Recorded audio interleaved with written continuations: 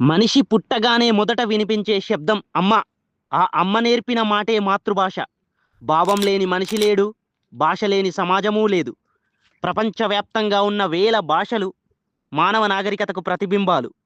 ప్రస్తుతం ప్రపంచవ్యాప్తంగా సుమారు 7,168 భాషలు వాడుకలో ఉన్నాయని ప్రముఖ భాషా పరిశోధనా సంస్థ ఎథ్నోలాగ్ పేర్కొంది. అయితే ఈ సంఖ్య ఎప్పుడూ ఒకేలా ఉండదు. కొత్త భాషలు గుర్తించబడము లేదా కొన్ని భాషలు వాడుకలో లేక అంతరించిపోవడం వల్ల ఇది ఎప్పుడూ మారుతూ ఉంటుంది. ప్రపంచ జనాభాలో సగం కంటే ఎక్కువ మంది కేవలం 23 ప్రధాన భాషలనే ఉపయోగిస్తున్నారు. ప్రపంచ జనాభాలో అత్యధిక మంది ఇంగ్లీష్ భాషను మాట్లాడుతున్నారు, సుమారుగా 150 కోట్లు. ఆ తర్వాతి స్థానంలో మాండరిన్ చైనా భాష, సుమారుగా 110 కోట్లు. మూడవ స్థానంలో మన హిందీ భాష, 60 కోట్ల మందికి పైగా మాట్లాడుతున్నారు. మాతృభాష అంటే కేవలం సమాచార మార్పిడి సాధనం కాదు, అది ఒక సంస్కృతి, ఒక చరిత్ర. ఫిబ్రవరి 21వ తేదీన ఒక రక్త చరిత్ర ఉంది. 1952లో అప్పటి తూర్పు పాకిస్తాన్లో తమ మాతృభాషను బెంగాలీగా గుర్తింపు చేయాలని విద్యార్థులు ప్రాణత్యాగం చేశారు.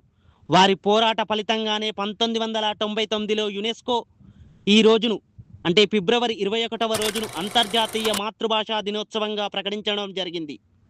దేశ భాషలందు తెలుగు లెస్స. ఇటాలియన్ ఆఫ్ ద ఈస్ట్ అని పిలువబడే మన తెలుగు భాష అజంతా భాషగా ఎంతో శ్రావ్యమైనది. నన్నయ్య భారతం నుండి నేటి ఆధునిక సాహిత్యం వరకు తెలుగు ప్రస్థానం అత్యద్భుతం.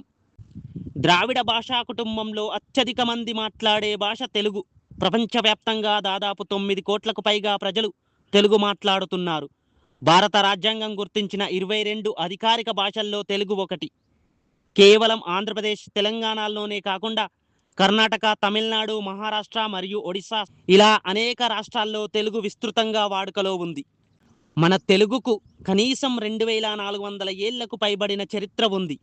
శాసనాలు, సాహిత్యం మరియు భాషా పరిణామ క్రమాన్ని పరిగణలోకి తీసుకొని భారత ప్రభుత్వం 2008లో తెలుగుకు ప్రాచీన భాషా హోదాను కల్పించింది.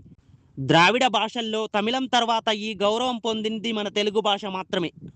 తెలుగు భాషకు ఉన్న అతిపెద్ద బలం దాని మాండలికం. ఒకే భాష అయినా ప్రాంతాన్ని బట్టి వేరే యాస, వాడే పదజాలం తెలుగుకు ఒక ప్రత్యేకమైన సంగీత లయను మరియు సాంస్కృతిక వైవిధ్యాన్ని ఇస్తాయి. ప్రస్తుతం గ్లోబలైజేషన్ ఉచ్చులో పడి చాలా భాషలు అంతరించిపోయే దశలో ఉన్నాయి. మాతృభాషలో మాట్లాడడం తక్కువతనంగా భావించే పరిస్థితి వస్తుంది.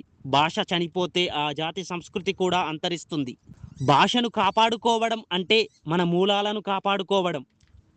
మొత్తం భాషల్లో దాదాపు 40% అంటే సుమారు 3000కు పైగా భాషలు ప్రమాదంలో ఉన్నాయి. అంటే వాటిని మాట్లాడే వారి సంఖ్య 1000 మంది కంటే కూడా తక్కువగా ఉంది. పరభాషలు నేర్చుకుందాం, కానీ మాతృభాషలోనే జీవిద్దాం. ప్రతి ఇల్లు ఒక భాషా పాఠశాల కావాలి. రేపటి తరం నోట మన తెలుగు తేట పలకాలి. మాతృభాషను గౌరవిద్దాం, మాతృభూమిని పూజిద్దాం.